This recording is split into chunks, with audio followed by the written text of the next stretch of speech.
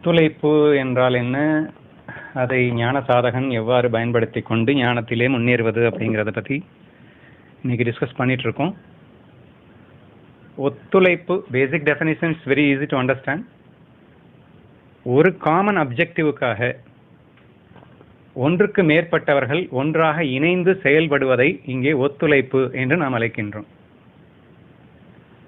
So இந்த ஒத்துழைப்பு அப்படிங்கிறது எக்ஸாம்பிள் சொல்லணும்னா நிறைய சொல்லலாம். பேஸ்கெட் பால் அப்படிங்கிறது ஒரு எக்ஸாம்பிள்.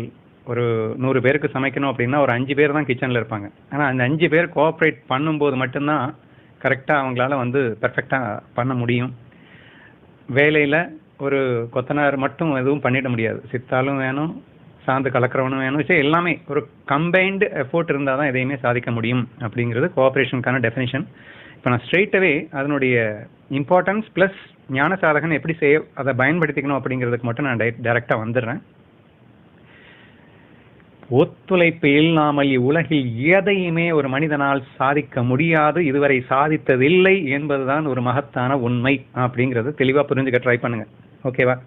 இந்த வாழ்க்கையில் நீங்கள் இது வரைக்கும் என்னென்னலாம் சாதிச்சிருக்கீங்களோ, என்னென்னலாம் இந்த உலகத்தில் பார்க்குறீங்களோ எல்லாமே ஒத்துழைப்பின் விளைவாக வந்தது தான்.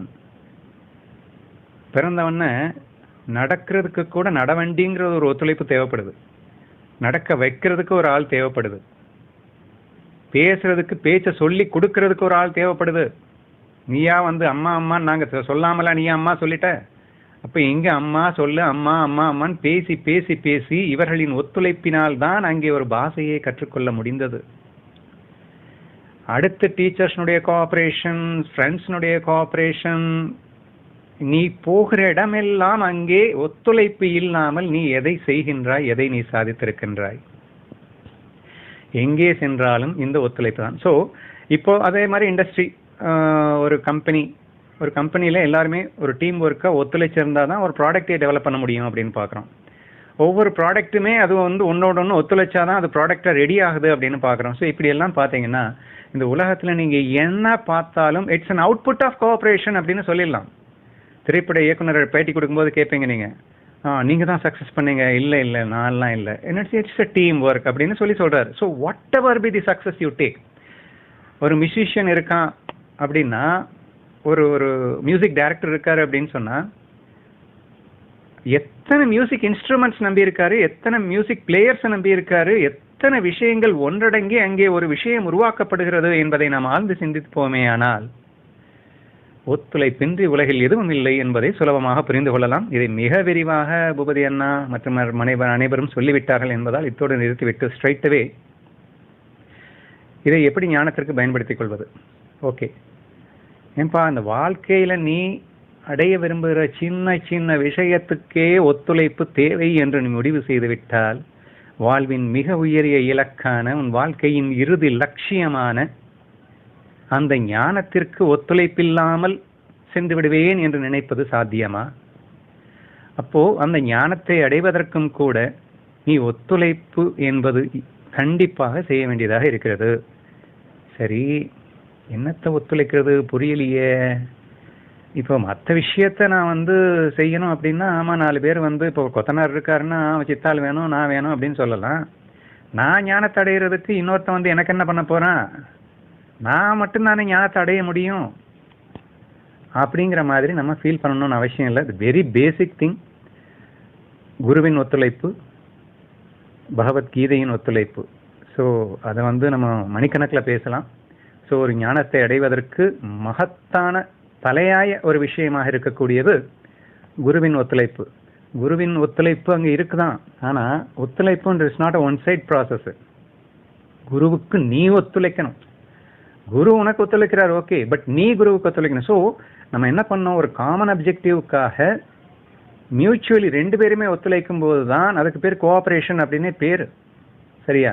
அப்படி இருக்கும்போது அவர்கள் ஞானத்தை அடைந்து விட்டவர்கள் நமது ஒத்துழைப்பினால் அவர்களுக்கு ஆகப்போவது என்றுமில்லை என்ற நிலையிலும் கூட அவர்கள் ஒத்துழைக்க தயாராக இருக்கிறார்கள். ஆனால் நாம் ஒத்துழைக்கவில்லை என்றால் கண்டிப்பாக நம் கதி என்னன்னு நம்ம யோசிச்சுக்கணும். ஓகே, அது ஈஸியாக நீங்கள் அண்டர்ஸ்டாண்ட் பண்ணிப்பீங்க. ஆனால் குரு கிட்ட கூட ஓரளவுக்கு ஒத்துழைப்பு கொடுக்கறதுக்கு ரெடி ஆவீங்கன்னு வச்சுக்கலாம். போதும்னு நினைக்கிறேன். குரு கிட்ட ஒத்துழைப்பு இருந்தாலே ஆட்டோமேட்டிக்காக உங்களுக்கு ஃபுல் ஞானமும் ஏறிடுமே. சரி, எனிவே இப்போ மற்ற காமன் அப்ஜெக்டிவ்னா என்னது? ஞானத்திலே வெல்ல வேண்டும் என்ற குறிக்கோளோடு இருக்கின்ற மற்ற அன்பர்களோடு ஒத்துழைப்பது என்பது மிகப்பெரிய அளவில் ஹெல்ப் பண்ணும். சரியா? அப்துல் சொல்றாரு, நான் கொள்கையே மாறி இருக்கிற பொண்டாட்டியோடையே நான் ஒத்துழைக்கலையா அப்படின்னு. அதெல்லாம் எனக்கு என்னமோ ரைட்டுன்னு படலை. ஒரு குடிகாரன் குடிக்கிறது தான் வாழ்க்கைன்னு கொள்கையை வச்சிருக்கான்னு அவனோட போய் நான் ஒத்துழைச்சிக்கிட்டு நானும் சேர்ந்து குடிக்கிறவனா தான் நான் மாறுவேன். So you cannot cooperate with them. அவங்களுடைய அந்த விஷயத்துக்கு நானும் கோஆப்ரேட் பண்ணினா அது ஏதோ என்னை தவறான வழிக்கு எடுத்துச் செல்வதாக நான் உணர்கின்றேன். ஸோ தேர்ஃபோர் இங்கே ஒத்துழைப்பு என்பது ஞானம் அடைய வேண்டும் என்ற ஒரு காமன் கொள்கையிலே இருக்கிறவர்களோடு தான் என்னால் முழுமையாக ஒத்துழைத்து செல்ல முடியும் அப்படின்னு நான் நினைக்கிறேன். ஃபார் மை அச்சீவ்மெண்ட்டுக்காக அப்படின்னு பார்க்கும்போது சரி, எப்படி ஹெல்ப் பண்ணும் அப்படிங்கிறத அடுத்து சொல்லணும். எப்படி ஹெல்ப் பண்ணும்? Each one is unique in the character. Each one has a different looks. ஏன்னா ஒவ்வொருத்தரும் தனித்தன்மை வாய்ந்தவர்கள். ஒவ்வொருத்தருக்குள்ளேயும் வெவ்வேறு விதமான லாக்ஸ் தான் இருக்கு. ஆனால் இப்போ நம்ம 10 பேரும் ஒன்றா கூட்டின உடனே எங்கிட்ட இருக்கிற லாக் உங்ககிட்ட இருக்கணும்னு அவசியம் இல்லை, உங்ககிட்ட இருக்கிற லாக் எங்கிட்ட இருக்கணும்னு அவசியம் இல்லை. பட் நம்ம ஒன்றா கூடும்போது என்ன ஒரு பெரிய அட்வான்டேஜ் இருக்குன்னா, ஒருத்தருக்கு ஒருத்தர் இன்ஸ்பயர் ஆகிறோம், ஒருத்தர் மோட்டிவேட் ஆகிறோம், ஒருத்தருக்கு ஒருத்தர் புரிஞ்சுக்க ட்ரை பண்ணுறோம். உன்னால் அது எப்படி அச்சீவ் பண்ண முடிஞ்சதுன்ற அந்த விஷயத்தை தெரிஞ்சுக்க முயற்சி பண்ணுறோம், புரிஞ்சுக்க முயற்சி பண்ணுறோம். ஸோ இது automatically helping us to grow our knowledge. Knowledge அப்படிங்கிறத வேணா நமக்கு லாக்குகளை உடைப்பதற்கு மிகப்பெரிய அளவில் உறுதுணையாக இருக்கின்றது அப்படின்னு சொல்லுவேன். அது ஏற்கனவே நீங்கள் சொன்ன மாதிரி இந்த யோகா பண்ணுறோம், ஒருத்தனா பண்ணுறதை விட 10 பேர் சேர்ந்து பண்ணும்போது கண்டினியூஸாக பண்ண முடியுது, எக்ஸ்ட்ரா பெர்ஃபார்ம் பண்ண முடியுது. நான் வச்சுட்டு இருக்கிற கொள்கைகளான எனக்குன்னு வச்சுருக்க இந்த கண்டிஷன்ஸ் எல்லாம் உடைச்சி எடுத்து போட்டுட்டு ஒரு காமன் கொள்கைக்குள்ளே போக முடியுது. அந்த காமன் அப்ஜெக்டிவ்னா நான் காமன் குணத்துக்குள்ளே கோஆப்ரேட் பண்ணும்போது ஆட்டோமேட்டிக்காக என் ஈகோ கலண்டு விழுது, என்னுடைய வெறுப்புகள் குறையுது. ஸோ அன்பு ஆட்டோமேட்டிக்காக மிளர்கிறது. அன்பு இருந்தால் கோஆப்ரேட் ஆட்டோமேட்டிக்காக வரும். ஆனால் கோஆப்ரேட் பண்ணிட்டானாலே போதும், அன்பு ஆட்டோமேட்டிக்காக வந்துடுமே. So let us all try to cooperate with each other. அன்பை டைரெக்டாக நம்ம வளர்த்துக்கிறதுக்கு பக்தி ஞானம் நிறைய வழிகள் இருக்குது, அதையும் நம்ம பண்ணுவோம், வேணான்னு சொல்லலை. இப்போ இன்னைக்கு நம்ம பேசிகிட்டு இருக்கிறது let us try to cooperate with everyone who are going towards the common objective. அப்படி நம்ம போகும்போது இதில் இன்னொரு விஷயம் தெளிவாக நம்ம என்ன எடுத்துக்கணும் அப்படின்னா, ஒவ்வொருத்தர்கிட்ட ஒரு ப்ளஸ் இருக்கும் அப்படின்னு சொல்லிட்டோம். நம்ம தேவையில்லாமல் மைனஸை பார்த்துடக்கூடாது. பார்த்தீங்கன்னா கோஆப்ரேட் பண்ண முடியாது. So that is what I wanted to particularly say. So அவங்கக்கிட்ட இருக்கிற ப்ளஸ்ஸை மட்டும் பார்த்துக்கிட்டு நீ உத்வேகமாக எடுத்துக்கிட்டு மோட்டிவேஷனாக எடுத்துக்கிட்டு போயிட்டே இருந்தோம்னா அந்த கோஆப்ரேஷன் அப்படிங்கிறது உன்னால் மேலும் மேலும் டெவலப் பண்ண முடியும், அந்த அன்பை டெவலப் பண்ண முடியும். அதை விட்டுட்டு அவங்களுடைய மைனஸை நீ பார்த்துட்டா அங்கே கோஆப்ரேஷன் ஜீரோவாயிடும். வினோதினி சொன்னான்னு நினைக்கிறேன், நீ கண்டிஷன்ஸோட நீ ஒரு ஈகோவோட நீ உள்ளே போனேன்னா கோஆப்ரேட் பண்ண முடியாது. பிகாஸ் அவர்களுடைய நெகட்டிவ் மட்டும்தான் கண்ணை பார்க்கும். கண்ணு நெகட்டிவ் மட்டுமே பார்த்ததுன்னா ஜெயிக்க முடியாது கோஆப்ரேஷனில். அப்போ நீ என்ன பண்ணணும்? ஒன்லி பாசிட்டிவ், அதை மட்டும் பாரு. அது ஈகோ இல்லாமல் இருந்தால் தான் பார்க்க முடியும். ஓகே, ஈகோவை கொஞ்சம் விட்டுட்டு பாசிட்டிவ்ஸை மட்டும் பார்த்து அதுலேருந்து என்ன எடுத்துக்க முடியுமோ அதை மட்டும் பாரு. அவங்க ஏன்னா we should try to cooperate with every one, we should not expect the others to cooperate me. அதாவது நான் தெளிவாக சொல்லிட விரும்புகிறேன்.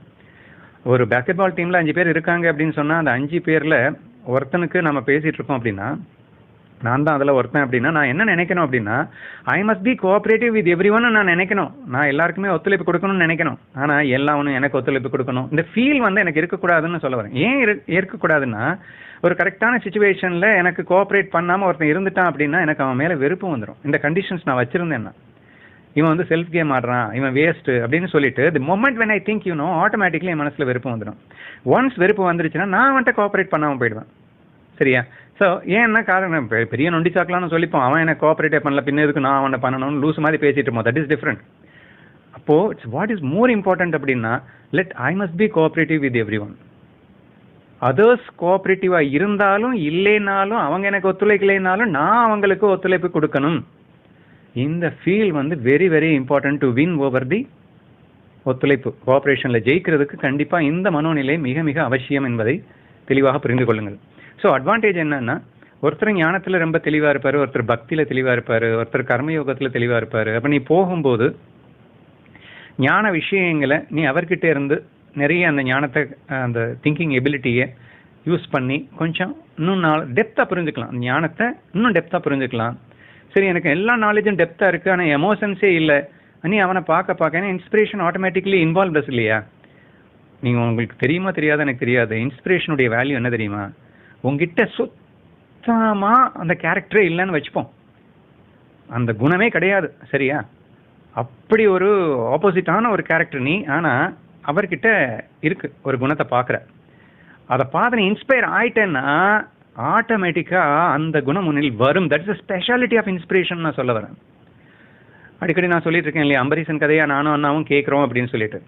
இன்டர்லி ஆப்போசிட் கேரக்டர் தான் அம்பரீஷன். நாங்கள் ஃபுல் ஈகோ, ஆனால் அம்பரீஷன் வந்து ஈகோன்னா என்னென்ன தெரியாமல் இருக்கான்.